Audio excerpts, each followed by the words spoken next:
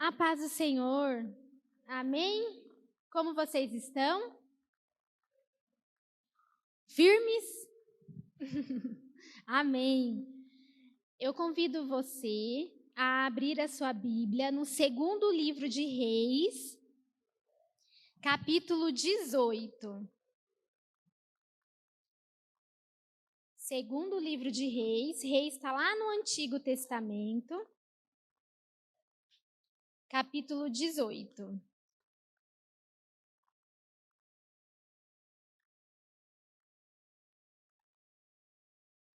Obrigada, Vá.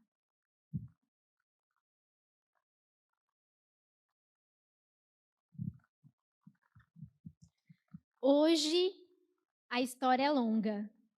Então aperta o cinto. Está preparado para ouvir a história? Porque hoje a história é longa. Eu selecionei alguns versículos, mas depois eu vou entrar na história com detalhes. Então, segundo livro de Reis, capítulo 18, nós vamos ler do versículo 1 ao versículo 7 por enquanto, que diz assim: No terceiro ano de Oséias, filho de Elá, rei de Israel, começou a reinar Ezequias, filho de Acás, rei de Judá. Tinha 25 anos de idade quando começou a reinar e reinou 29 anos em Jerusalém. Sua mãe se chamava Abi e era filha de Zacarias. Fez ele o que era reto perante o Senhor, segundo tudo o que fizera Davi, seu pai. Removeu os altos, quebrou as colunas e deitou abaixo o poste ídolo. E fez em pedaços a serpente de bronze que Moisés fizera, porque até aquele dia os filhos de Israel lhe queimavam incenso e lhe chamavam Neustã. Confiou no Senhor, Deus de Israel, de maneira que depois dele não houve seu semelhante entre todos os reis de Judá, nem entre os que foram antes dele. Porque se apegou ao Senhor, não deixou de segui-lo e guardou os mandamentos que o Senhor ordenara a Moisés. Assim foi o Senhor com ele para onde quer que saía. Lograva bom êxito. Rebelou-se contra o rei da Síria e não serviu. Até aqui. Ó Deus, meu Pai, Senhor, mais uma vez, ó Deus, eu agradeço, Senhor, por estar aqui. Eu agradeço por essa oportunidade, Senhor, de ler a Tua palavra, de meditar na Sua palavra. Senhor, eu estou aqui. Senhor, como serva sua, Pai. Senhor, usa-me, Senhor, com graça, usa-me com sabedoria, com ousadia. Derrama sobre mim, ó Pai, o poder do Espírito Santo e que a Tua igreja possa sentir o Espírito Santo aqui, nesta noite. Ó Deus, abra, Senhor, os ouvidos, os olhos espirituais dos seus filhos. E, ó Deus, fale com cada um nesta noite. E cada um, Senhor, possa entender o que o Senhor tem. Em nome de Jesus. Amém. Amém, glória a Deus. Pode se assentar. Como eu disse, a história é longa. E eu quero falar um pouquinho desse rei, do rei Ezequias. E como nós já lemos, esse rei foi um bom rei. A Bíblia começa aqui no capítulo 18, falar dele, detalhar sobre ele. E a Bíblia elogia esse rei. Fala que não houve um outro rei que confiasse em Deus de tal maneira. E quando a gente fala em confiança, e quando a Bíblia fala que não houve rei que confiasse de tal maneira, eu acho que a gente tem que parar e entender quem é esse rei. É ou não é? A gente precisa conhecer sobre esse rei, a gente precisa ter esse rei como exemplo e aprender com esse rei. Então, quero contar um pouquinho da história desse rei. No versículo 1, fala que ele era filho de Acás. Quem era Acás? Acás também foi um rei, mas pelo contrário de Ezequias, Acás fez tudo errado. Acás fez o contrário do filho. Acás, ele não andou no caminho do Senhor, ele não seguiu os mandamentos do Senhor, e pelo contrário, no seu reinado, ele levantou muitos e muitos ídolos. E ele fez com que o povo, ele incentivou o povo que estava sob seu governo, ele incentivou esse povo a adorar os ídolos. Então ali teve muita idolatria no seu reinado. Deus não se alegrou com Acás. Deus não ficou contente com Acás. Mas o interessante dessa história é que o pai não seguiu os caminhos. Mas Deus é tão bom e tão maravilhoso que o filho, sim, o filho seguiu o caminho. Então não é porque o pai não foi bom, o filho também não vai ser bom. Né? O filho já não fez o contrário. A Bíblia fala que ele fez totalmente contrário do pai. Acás, quando ele começa a reinar, ele já destrói todos os altares, ele já começa a incentivar o povo a ser monoteísta, a ter um Deus só. Então ali o povo começa a se voltar a Deus. O povo, daquele caminho torto, o povo começa a se endireitar. E a Bíblia fala que Deus se alegrou muito com ele. Bom, só que para a gente entender melhor essa história, o período que acontece essa história, o rei Ezequias, né, quando ele está governando, ele não está governando ali Israel todo. Porque quando o rei Salomão, lá atrás, quando o rei Salomão ele morre, Israel se divide. Então Israel começa a ter uma parte do norte e a parte do sul. Acho que não sei se dá para ver direito ali, mas o país fica dividido, então, em duas partes, norte e sul. O rei Ezequias, nessa época que a gente leu, ele não é o rei de todo o território. Ele é rei somente da parte de Judá. Havia um outro rei na parte de cima, que é a parte de Israel. Então, só para a gente entender, o rei Ezequias é o rei do sul. E o norte já era um outro rei, e que nesse momento da história, havia um rei da Assíria, que tinha invadido essa parte de Israel. E esse rei, ele tinha dominado Samaria, que Samaria é a capital de Israel, da parte norte. E já na parte de Judá, quem é o rei de Judá? Ezequias. E o rei Ezequias, ele é o rei dessa parte, e a capital aí é a capital de Jerusalém, capital de Judá. Só para a gente entender o momento dessa história. O que acontece aqui? Porque o ideal era a gente ler o capítulo 18 e 19 inteiro, mas eu vou resumir por conta do tempo. O rei Ezequias está lá governando, e ele está fazendo com que o que Deus ordena, ele está seguindo os mandamentos, ele é um homem temente, enfim, tudo está indo bem. Mas de repente, fala assim, tem como piorar. O negócio pode ficar ruim.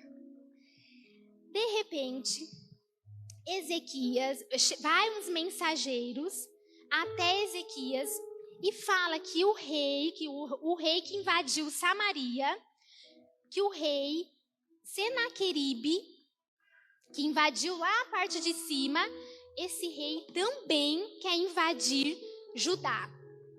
Senaqueribe também quer conquistar Jerusalém. Ele não se contenta com a parte de cima, mas ele quer mais território.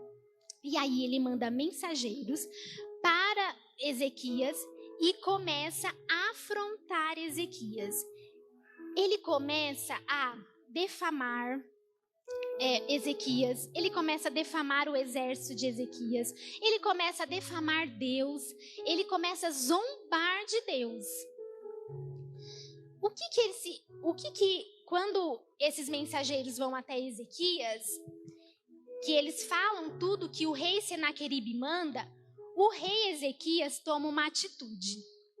O rei Ezequias manda falar assim: diga ao rei Senaqueribe que eu vou pagar uma parte para ele, eu vou dar um imposto para ele não atacar Jerusalém, para ele não atacar o Judá.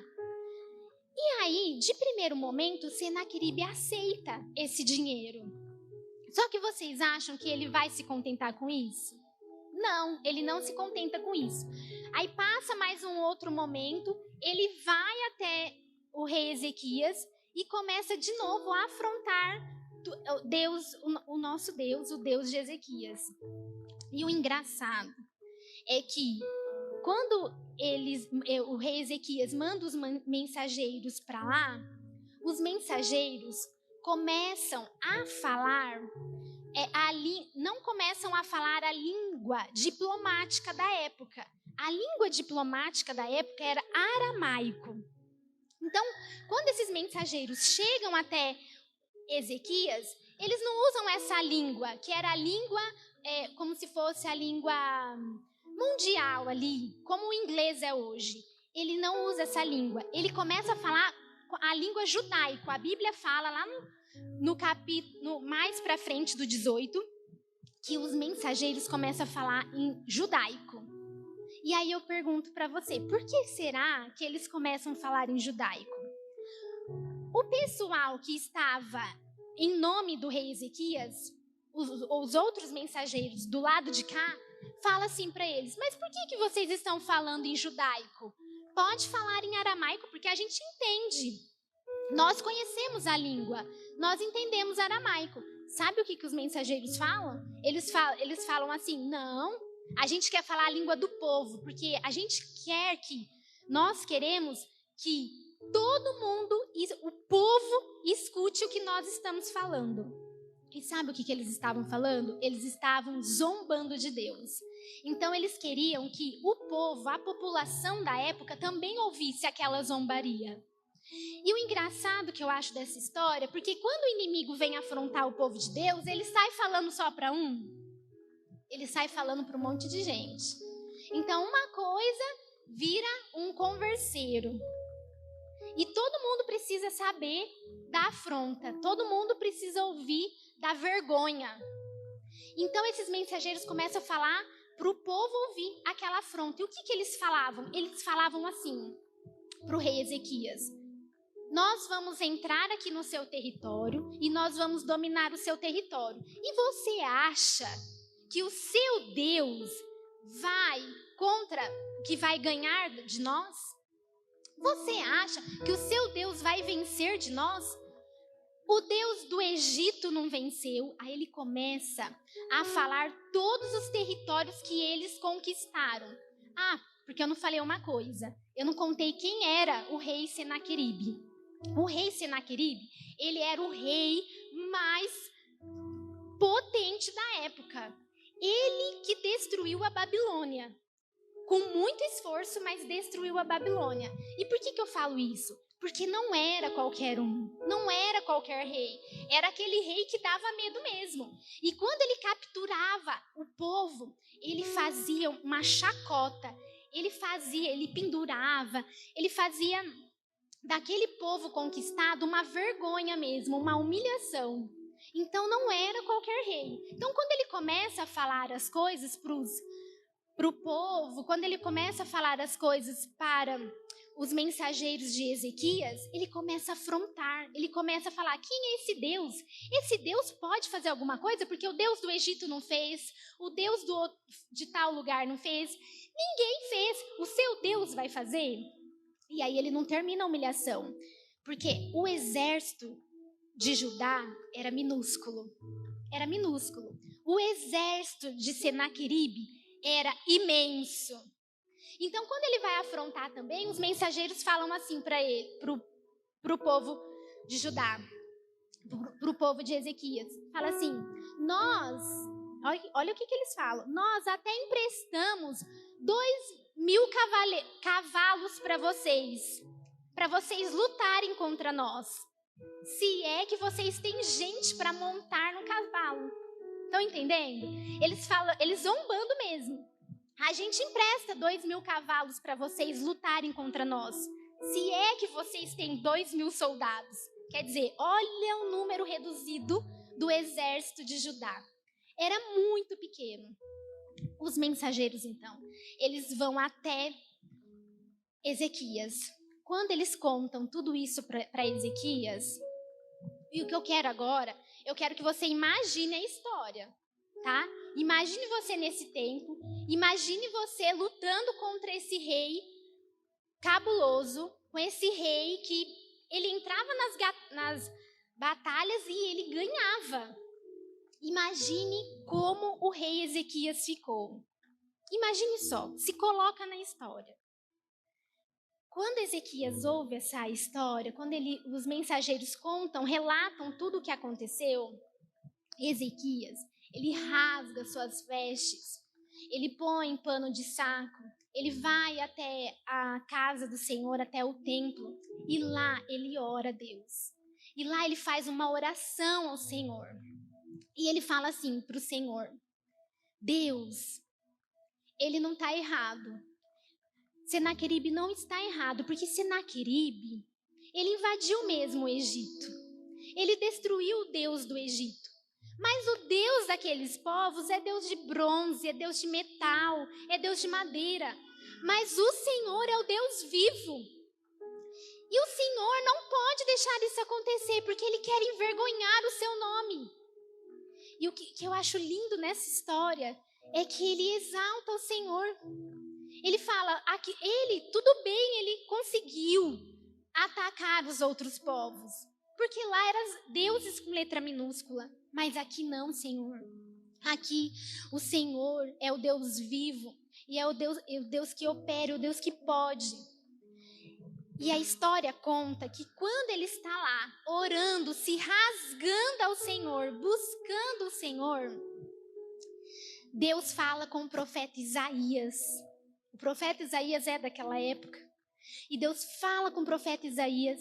E o profeta Isaías, então, vai até Ezequias. E o profeta fala assim, Deus manda te dizer que pelo caminho que Senaqueribe veio, é o mesmo caminho que ele vai voltar. Ele vai ser envergonhado do mesmo jeito que ele envergonha o povo que ele conquista. Ele será envergonhado. E o rei Ezequias, então, toma aquela palavra com fé.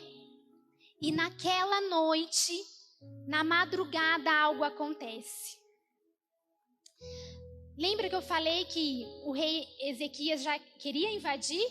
O rei Ezequias já estava ao redor de Jerusalém. O rei Senaqueribe. O rei Senaqueribe estava ao redor de Jerusalém, prestes a atacar, esperando só um momento para atacar. Quando tudo isso aconteceu, quando o Ezequias vai buscar o Senhor, ora ao Senhor, e quando Isaías vem com a resposta, naquela noite, algo aconteceu. Algo surpreendente que a Bíblia registrou para nós, esta noite, para a gente lembrar do poder do nosso Deus. Naquela noite, assim que Ezequias recebe aquela palavra do profeta Isaías, um anjo do Senhor vai até o campo, lá onde os soldados de Senaqueribe está, e um anjo, um só, mata 185.000 soldados. Um anjo só. E o mais lindo dessa história é que alguns ficaram vivos. E um deles, adivinha quem? O rei Senaqueribe. Ele não morreu. E aí você pode perguntar assim, mas por que ele não morreu? Porque ele tinha mais vergonha para passar. Esse rei levanta, ele acorda com todos os seus soldados, quase todos mortos, porque alguns sobreviveram. E quando ele acorda, envergonhadíssimo, ele vai até a sua cidade. Ele volta para Nínive. Ele volta para a capital, fica lá em Nínive. Quando ele chega em Nínive, ele entra no templo do Deus dele, do Deus falso, do Deus que não pode fazer nada. E quando ele está lá adorando o Deus dele, sabe o que acontece? Os 2 filhos dele entram no templo e matam Senaqueribe. Os próprios filhos matam o pai.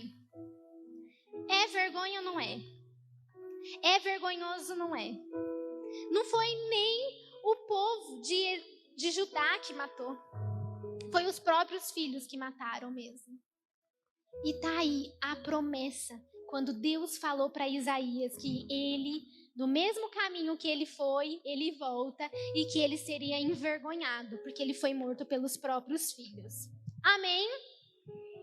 Bom, essa é a história. É o começo da nossa pregação. Essa é a história que eu queria contar para vocês. Mas agora, a gente tem que estudar esse homem. Tem ou não tem? Porque a Bíblia fala lá no comecinho, fala assim, ó, lá no versículo 5. Confiou no Senhor Deus de Israel, de maneira que depois dele não houve semelhante entre todos os reis de Judá, nem entre os que foram antes dele. Quem foi esse homem que confiou no Senhor? Eu quero falar com você sobre isso, de confiar no Senhor. Sabe quando a gente confia no Senhor? Quando a gente tem problema. Eu quero que você imagine uma cena. Imagine uma criança na beira de uma piscina, na borda, o pai dentro da piscina. E o pai, vocês já viram essa cena, né? Às vezes a gente já passou essa cena. E a gente fala assim, pula, pula. E a criança olha, a criança está com medo. E o pai, pula, pula aqui. Eu quero que você imagine essa cena. Aqui tem um problema. Qual é o problema? Essa criança perdeu o medo e pular no colo desse pai. Esse é o problema. E nas nossas vidas, qual é o nosso problema? Qual é o nosso problema da gente não pular no braço do pai? O rei Ezequias tinha um problema. O rei Senaqueribe, a potência da época, queria entrar, invadir e dominar aquele povo.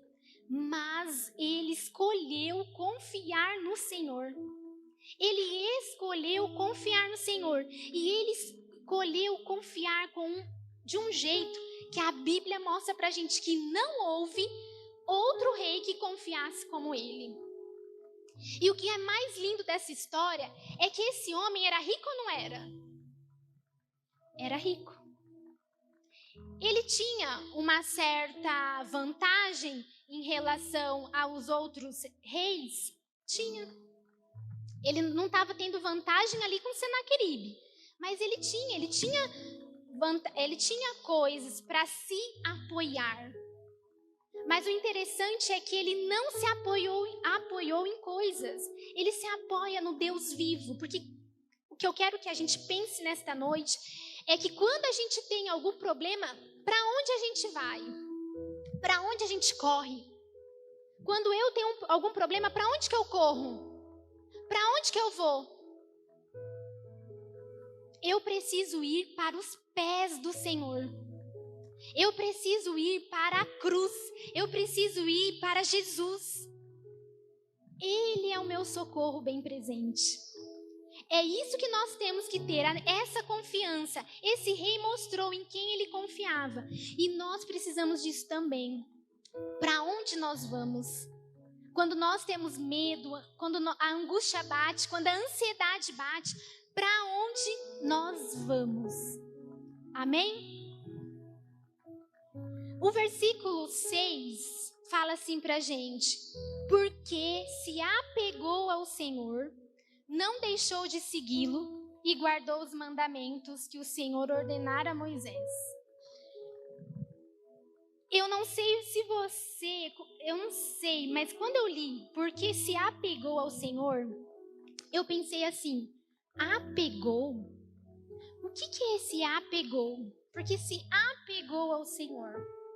Esse apegou ao Senhor, a Bíblia mostra pra gente que esse homem, ele serviu ao Senhor 100%, em todas as áreas.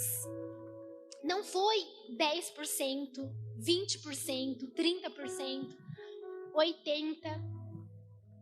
Foi 100%. Ele se apegou ao Senhor 100%, sem reservas. Ele teve Deus como tudo na vida dele. Tudo. E nós, será que nós estamos tendo Deus como tudo na nossa vida? Tudo. A fonte inesgotável é Deus.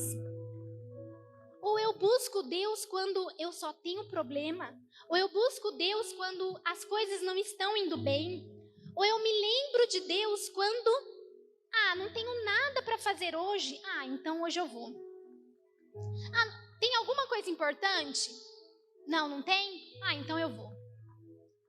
Hoje não tem nada? Então eu vou. Ele se apegou ao Senhor. Ele como sendo tudo. Tudo, tudo, tudo. Ele se apegou ao Senhor significa amar a Deus sobre todas as coisas.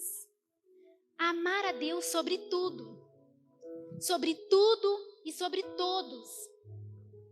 Nós precisamos, não dá para viver na média. Sabe por quê? Viver na média é perder tempo. Porque até a Bíblia diz que os mornos, Jesus vai vomitar. Então não dá. Ou é ou não é. Deus, e Ele busca os verdadeiros adoradores. Ele está procurando os verdadeiros adoradores. Ele busca. E o Senhor, nessa época, encontra o rei Ezequias com esse coração, com essa confiança, e que se apega ao Senhor de tal forma que não houve outro rei registrado. Amém? Nós temos amado a Deus sobre todas as coisas. Sabe como eu amo a Deus? Eu amo a Deus servindo e obedecendo os mandamentos. E é o que vai falar aqui, no final do versículo 6. Porque se apegou ao Senhor, não deixou de segui-lo e guardou os mandamentos que o Senhor ordenara a Moisés. Nós estamos vivendo uma época que, não precisa fazer tanto. Não precisa de tudo isso para Deus. Não, Deus aceita sim. Não, Deus entende. Não, Deus não aceita. Deus não aceita. Porque tudo que for para fazer, tem que fazer do melhor. Tem que ser da melhor forma, do melhor jeito. Sabe por quê? Porque é o Rei dos Reis para quem nós estamos servindo. É o Rei dos Reis. E sabe quando ele fala que se apega de tal forma que ele se apega ao Senhor? Sabe o que também quer dizer? Que não dá para viver na média, porque para Deus precisa ser diferente. Porque Deus, Ele é o Rei dos Reis, Ele é o Eterno. E para Deus não pode ser peso. Para Deus não pode ser cansativo, porque assim, quem que a gente está servindo? Eu estou servindo o dono do universo. Então eu não posso fazer de qualquer jeito. A gente tem que estar além. Tem que fazer o mais. Precisa, porque é para Deus. Então, se eu venho para a igreja, eu venho da melhor forma que eu posso vir. Se eu vou fazer algo para o meu irmão, eu preciso fazer da melhor forma, porque Deus precisa se mostrar em mim. Quando o rei Ezequias fala com Deus, ele fala: não deixe o seu nome ser envergonhado. E nós não podemos envergonhar o nome dele. Nós não podemos envergonhar o nome dele. Então nós temos que fazer da melhor forma, do melhor jeito. Amém, irmãos? Precisamos mudar a nossa mentalidade e entender que para o Senhor não é peso, não é cansaço, é prazeroso. Eu e o André fizemos um combinado. E eu queria contar para vocês. Com um filho pequeno, o Joaquim tem 6 anos. Com um filho pequeno, passa um tempo, o que a gente começa a receber de monte? A gente começa a ser chamado muito para quê? Para festa de aniversário. É ou não é? Vocês tiveram, quem tem filho grande sabe. Filho pequeno sempre tem festa de aniversário para ir. E esse ano parece que foi assim, uma coisa absurda, porque todos os aniversários eram que dia? Domingo. Que horário? À noite. Eu e o André, nós sentamos e conversamos. E a gente falou assim, nós decidimos assim, que no dia de domingo é o dia que nós servimos a nossa igreja e é o dia que nós estamos aqui para servir os irmãos, para adorar o Senhor. Então nós não vamos aceitar nenhum convite de domingo à noite. A gente pode ir domingo de manhã, a gente pode ir domingo no almoço, a gente pode ir de segunda, a gente pode ir de terça, quarta, quinta, a gente pode ir todos os dias, exceto domingo e domingo à noite. Ah, mas se a festa começou no almoço e estendeu, a gente leva a roupa, mas a gente vai vir. Sabe por quê?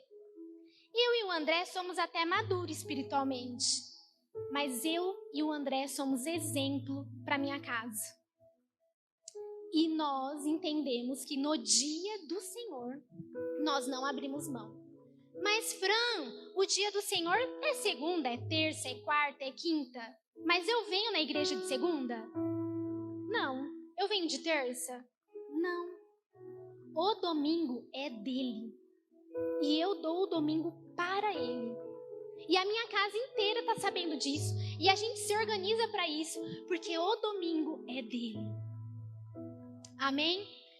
Por que eu estou dizendo isso? Porque algumas coisas a gente precisa mudar. Talvez você não tenha que mudar isso. Mas você tem que mudar o quê? Lembra que domingo passado nós demos um testemunho? Irmãos, de verdade, a gente às vezes está seguindo a vida e assim, a gente cai numa tradição, em um ritual.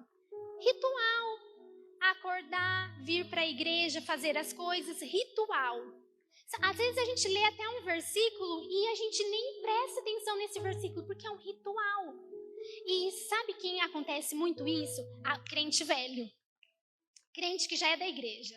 Crente velho acontece muito isso. Porque aquele crente novo, ele tá com sede, ele quer aprender e ele olha diferente. O crente velho já tá nesse ritual.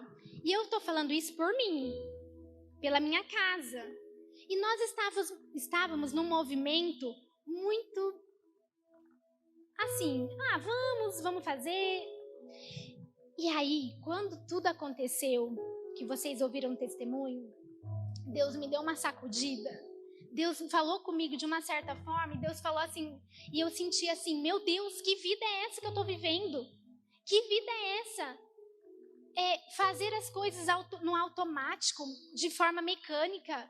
Não é assim, não pode ser assim.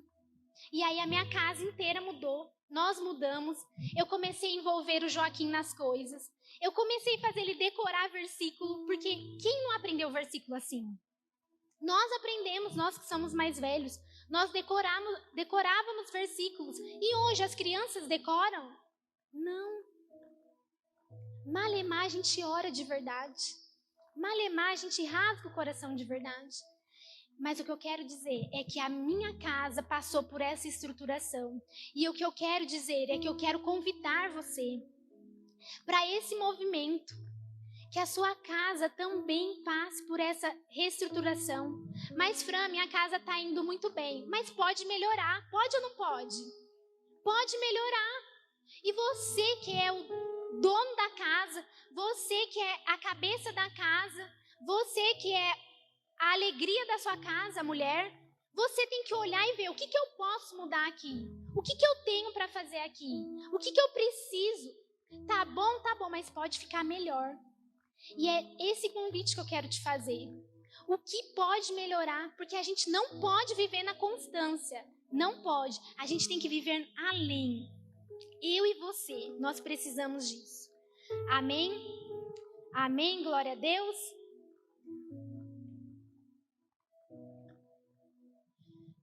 O rei Ezequias, quando ele entra no templo, ele se dobra, ele reconhece o poder de Deus e ele ora ao Senhor. E quantas vezes, às vezes, a gente segue outro rumo e a gente não ora ao Senhor de verdade com todo o nosso coração e nós não buscamos a Deus. Aquela oração de rasgar vestes, se rasgar por inteiro. É isso também que eu quero falar com você. Nós precisamos orar. É mais do que provado que a oração, ela move. É mais do que provado que a oração pode todas as coisas. A oração, se ela não muda a situação, ela muda você. Uma pessoa me falou assim, mas e eu não tenho força para orar. Eu falei assim para ela, diga isso a Deus. Fala, Deus, eu não tenho força. Porque, como eu falei do ritual, às vezes a gente chega até Deus num ritual assim, Senhor, excelso e sublime, ó Deus majestoso, excelso e sublime. Às vezes a gente nem sabe o que é isso.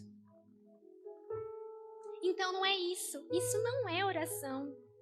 Oração é você se abrir e falar a verdade. Deus, hoje eu tô assim. Hoje eu não tenho forças.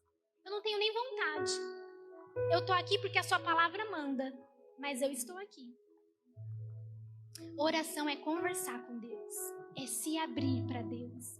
É falar o que nós somos, como estamos, o que nós precisamos. E no final de tudo, agradecer e saber que Ele é bom. E que tudo coopera para aqueles que amam a Deus, que amam a Ele. Tudo coopera. E para Deus tudo tem propósito. Amém? O Senhor quer esse relacionamento de nós. Esse relacionamento verdadeiro e genuíno. Esse relacionamento de confiança. Esse relacionamento de abrir o coração e falar tudo que nós temos. De verdade, sem máscaras. Contar os nossos erros, contar as nossas angústias, contar das nossas fraquezas, contar da nossa miséria, contar sobre quem somos nós, porque nós somos isso. Nós somos limitados, mas o nosso Deus não. E essa história termina com um milagre. Deus operando grandemente, mostrando que Ele governa tudo e que Ele manda em tudo, que apenas um anjo, numa tacada só matou 185 mil. Talvez você entrou aqui nesta noite pensando, mas Deus, será que o Senhor pode fazer? Deus, será que o Senhor pode dar jeito nessa situação? Talvez você entrou aqui, Deus, será que o Senhor pode? E eu quero te falar que nesta noite, que Deus pode. Deus pode. Deus pode. Para Deus não há nada impossível. Precisa de um problema para Ele agir. Precisa de algo para Ele mostrar a soberania dele. E Ele quer mostrar a soberania dele. E ele vai mostrar através de nós. Deus mostra a soberania dele através de um homem que confiou nele e de um homem que guardou os mandamentos dele. Por isso que eu falo, nesta noite, não viva de qualquer jeito. Viva diferente. Mude a sua casa. Guarde os mandamentos do Senhor. Porque o Senhor tem prazer e Ele vai fazer. E Ele tem compromisso com aqueles que são dele. Ele tem compromisso. Ele tem compromisso. O versículo 7 termina assim: assim foi o Senhor com ele. Para onde quer que saía, lograva bom êxito. Assim foi Deus com Ezequias. Para onde ele ia, Ezequias tinha bons resultados. O segredo está aqui. Confiou no Senhor, a ponto de não ter outro rei. Não aprendeu com o pai. O pai não era temente, mas ele fez diferente. Isso é para nós. Ele fez diferente e nós também podemos fazer. Confiou no Senhor, guardou os mandamentos, se apegou ao Senhor. E para onde que ele ia, ele tinha bons resultados, porque o Senhor era com ele. O Senhor Deus era com ele. Amém, igreja? Essa palavra é para nós no dia de hoje, no dia 11 de junho. Endireita o seu caminho, muda a sua casa, muda o seu caminhar, porque o Senhor vai estar com você. E aonde você for, você terá bom êxito. Amém? Em nome de Jesus, levante-se. E agora eu quero chamar o pastor Valdeci, a pastora Rosana, porque eles vão orar por nós. Assim como Ezequias entrou na presença de Deus e ele se rasgou e orou e o Senhor mandou um milagre. Você crê que Deus pode fazer isso? Que Deus é suficientemente bom para isso? Ele não mudou. O nosso Deus não mudou. O Deus de ontem e o Deus de amanhã é o mesmo hoje. Ele não mudou. Amém? Você agora vai receber essa oração. Se abra e rasgue o seu coração diante de Deus. Amém. Graças ao Senhor nosso Deus. E antes da gente começar a orar, eu quero contar algo que aconteceu na minha casa essa madrugada. Era mais ou menos aproximadamente quase meia-noite. O meu esposo começou a sentir muita dor nas pernas. Numa perna, num pé, né? Em um pé. E ele, meu pé tá doendo, meu pé tá doendo, meu pé tá doendo. Uma dor super estranha. Isso vai de encontro com a palavra. E ele reclamando, ele não conseguia levantar. Eu falei, é cãibra? Ele falou, não é cãibra. Ele, tá passando para outra. Eu falei, peraí. Vamos orar. Já levantei da cama, já coloquei a mão nas pernas dele. Falei, vamos clamar ao Senhor e expulsar esse demônio. E nós clamamos ao Senhor. E clamamos ao Senhor. E ele pegou e falou para mim assim, passou a dor. Mas ainda está pulando a minha perna. Quando eu olhei, estava assim. O joelho dele. Falei, peraí. Não terminou ainda. E eu fui lá, nós dois juntos.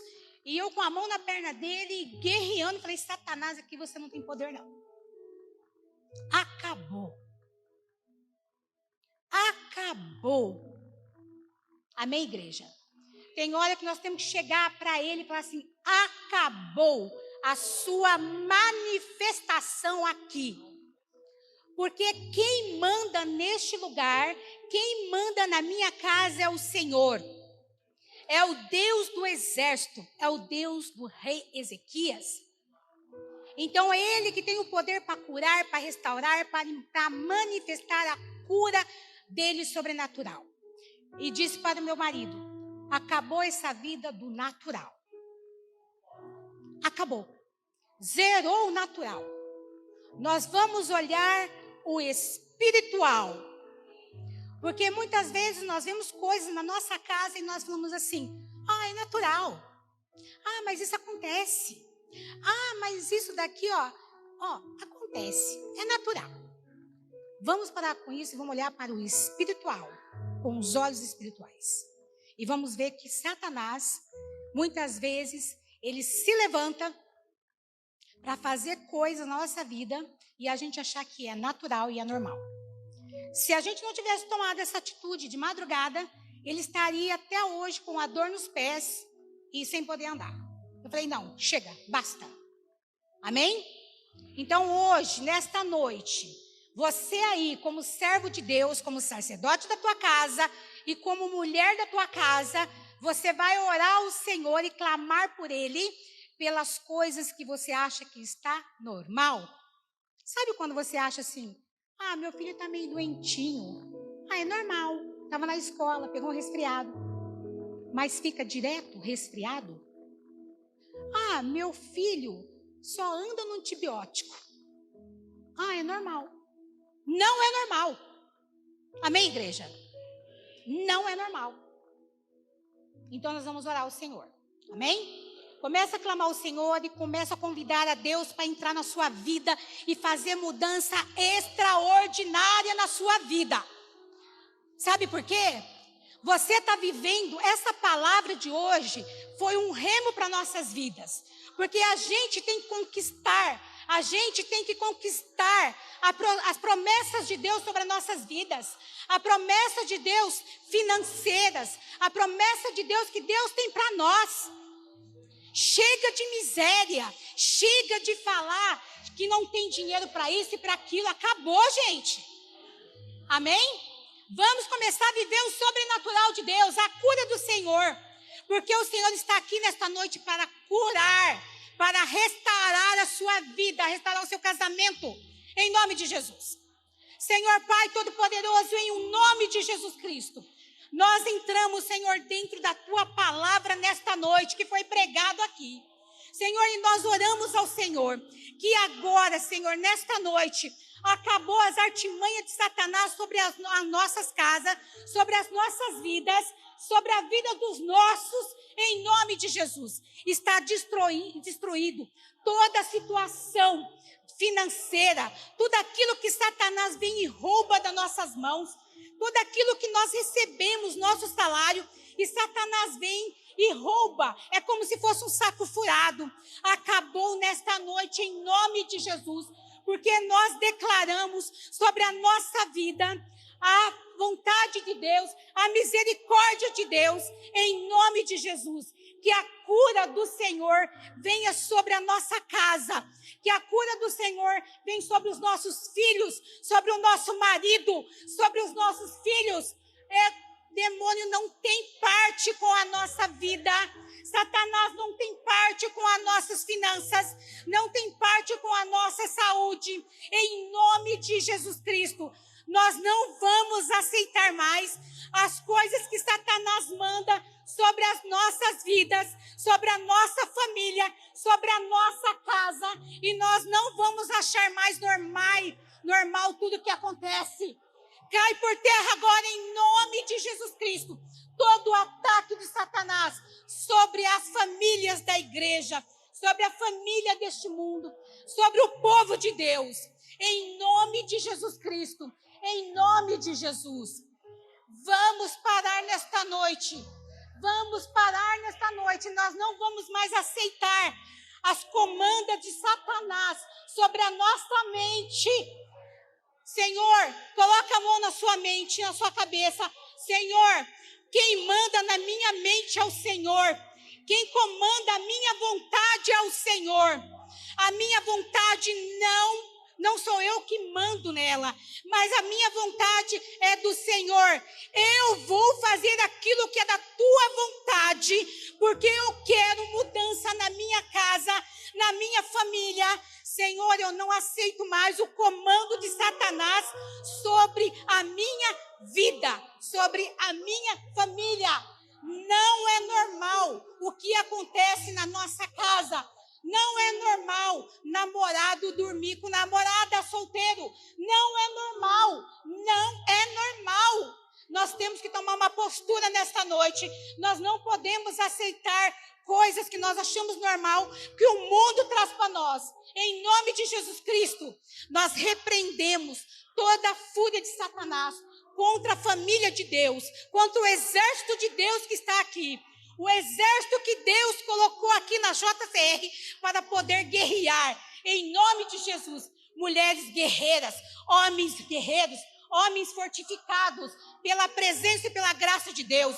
E mulheres guerreiras que pertencem ao Senhor. Em nome de Jesus, que nesta noite cai todas as máscaras. Que nesta noite você fala com Deus realmente quem você é. Coloca para Deus, apresente para Deus quem você é nesta noite.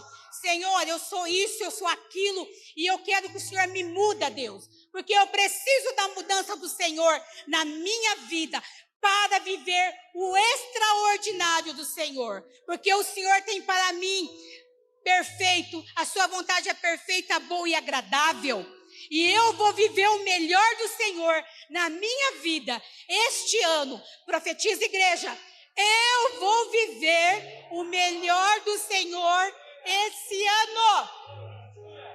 Porque haverá mudança na minha casa e na minha vida. Haverá mudança. Senhor, me mostra tudo pelos olhos espirituais, para que eu possa ver quando Satanás está agindo.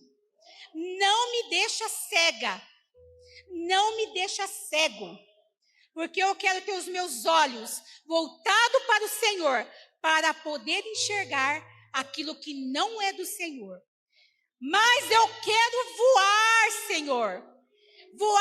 Senhor, debaixo das tuas asas poderosas. Pai, em nome de Jesus, aqui está seu povo, Deus, que está clamando nesta noite, Senhor. Aqui está seu povo, Deus, que clama pelo Senhor. Aqui está seu povo, Deus, clamando pela mudança, Senhor, total. Para ser, Senhor Jesus, um Ezequias aqui nessa terra, nessa nação e nesse tempo. Deus, para que eles possam viver o sobrenatural de Deus. Eu quero, Senhor, e eu preciso, Senhor Jesus, do renovo do Senhor na minha vida. E em nome de Jesus Cristo, Senhor, que a tua igreja saia daqui esta noite. Senhor Jesus, cheia do Senhor, cheia do teu Espírito Santo. Que a sua igreja saia daqui encorajado para lutar e para guerrear, Senhor. Que não aceite o natural, Senhor Jesus, do mundo, mas que venha aceitar o sobrenatural do Senhor. Pai, em nome de Jesus Cristo, que nós saímos daqui hoje, convicto, Senhor Jesus, pela sua bênção. Que a bênção do Senhor, Pai, esteja sobre o teu povo.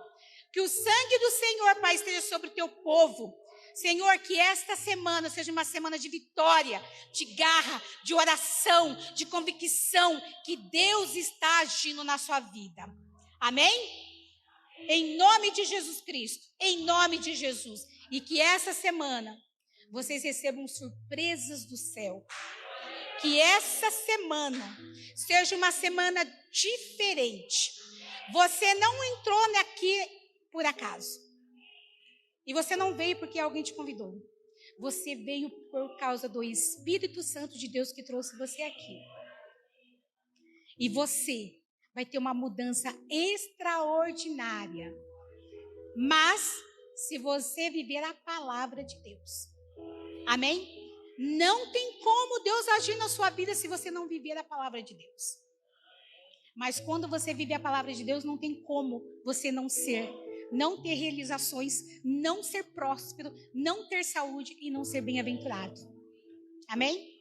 Em nome de Jesus. Se Deus é por nós, e em todos os momentos das nossas vidas, Jesus Cristo é a resposta. E Ele é a resposta mesmo. Vamos mal. Exato. Vamos mesmo. Gente, o Senhor não é merecedor dessa palminha, não. Vamos bater com graça.